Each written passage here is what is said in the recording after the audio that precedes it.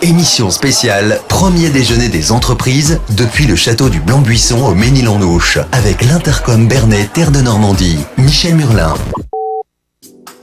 On poursuit notre opération Pépite depuis le château du Blanc-Buisson ici à Saint-Pierre-du-Ménil dans le cadre, vous le savez, de ce premier déjeuner des entrepreneurs organisé par l'Intercom Bernay Terre de Normandie. Alors on a découvert ce qu'étaient les pépites tout à l'heure avec notre magazine précédent puisqu'on parlait beaucoup d'ampli.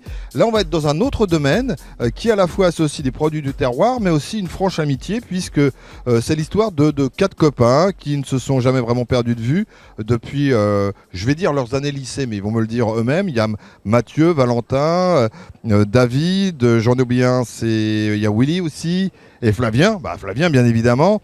Et donc ils avaient de bonnes prédispositions pour rester ensemble, faire un métier un peu commun, et puis aussi, ça va être le but de notre magazine-là, c'est de faire un coup de projecteur sur ce qu'ils ont décidé de monter il n'y a pas très longtemps. C'est la brasserie la Cartouche. Vous allez comprendre pourquoi la Cartouche. Messieurs, bonjour, puisque je suis en compagnie de Flavien. Bonjour. Et de Mathieu. Bonjour à vous. Merci à tous les deux. Une histoire d'amitié, une histoire à la fois, j'allais dire, de personnes qui se connaissent dans le domaine de prédilection, que ce soit dans ce que vous dispensez au quotidien, et puis quelque chose qui va vous réunir, parce qu'il y a un petit peu de... On voit votre œil qui frise, on sent la convivialité entre les uns et les autres. Donc c'est une histoire de copains au départ ?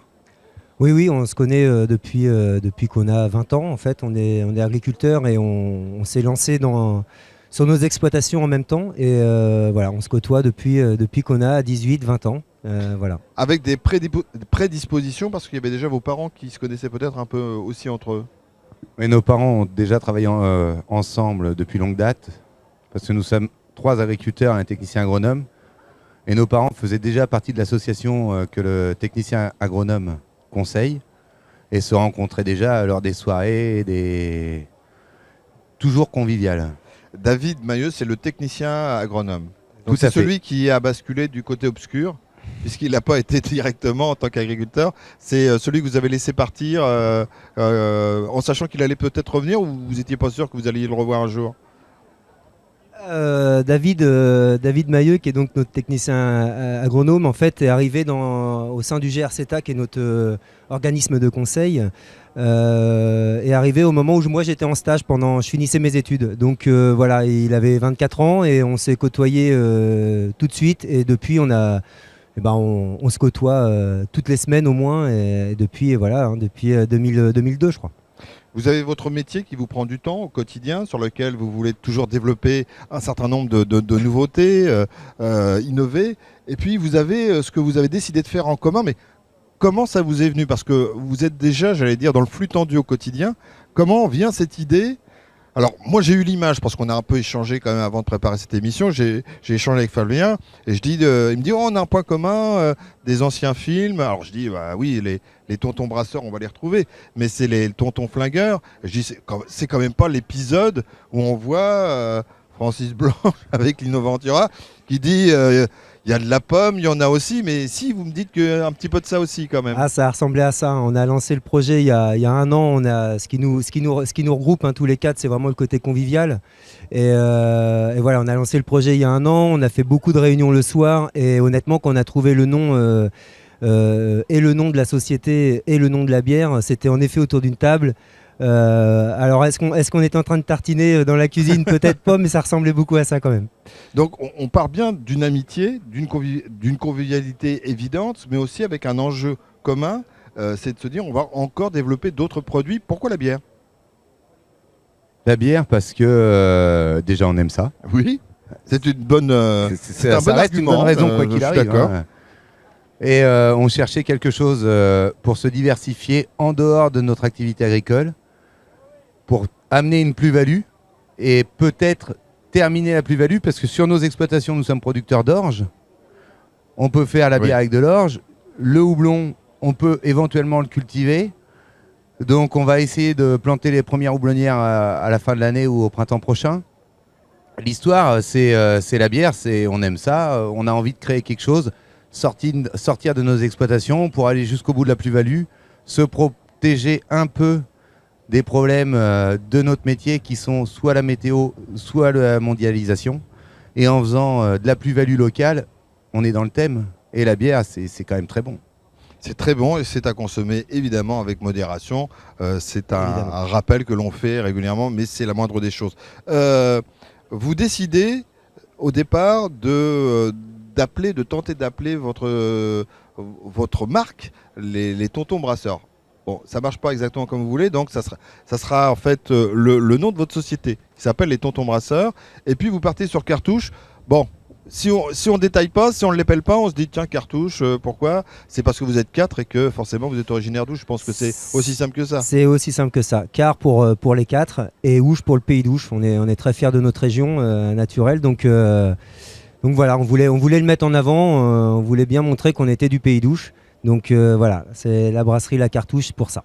Alors, la brasserie La Cartouche, il faut bien s'y différencier par rapport à un amalgame qu'on pourrait faire entre une brasserie traditionnelle. Vous êtes brasseur et donc vous proposez en fait différents types de bières. C'est ça. Tout est produit sur place à Beaumesnil, donc commune déléguée du Mesnil-en-Ouche.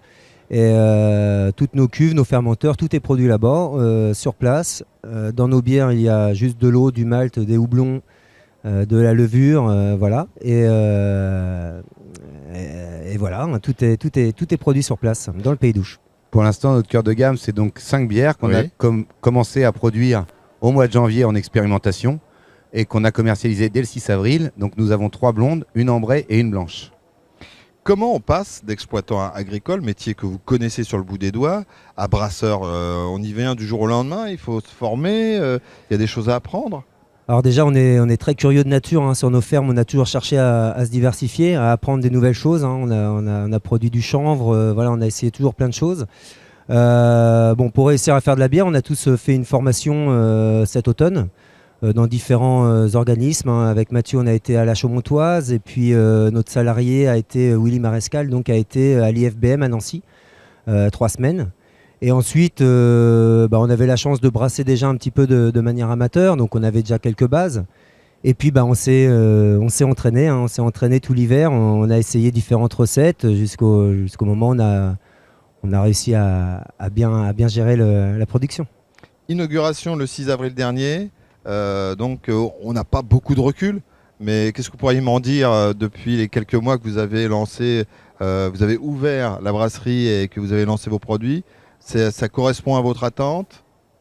Ça dépasse votre attente? Pour l'instant, ce qu'on peut dire, c'est que les bières qu'on propose plaisent énormément au public, qu'on a de très très bons retours. Il y a un joli design, hein, quand même, faut quand même reconnaître sur les bouteilles. Je ne sais pas si vous le verrez sur le net. Le design, c'est normal, on est tellement beau sur nos bières. Non, parce que c'est vous, c'est pour ça que je disais ça. Il y a un joli design, c'est les 4 qui se retrouvent dessus. C'est les 4 qui sont caricaturés. On a des très bons retours sur le design, c'est le premier pas de la personne qui va aller chercher la bière, mais le plus important, c'est que quand ils la boivent, ils sont contents, ils reviennent.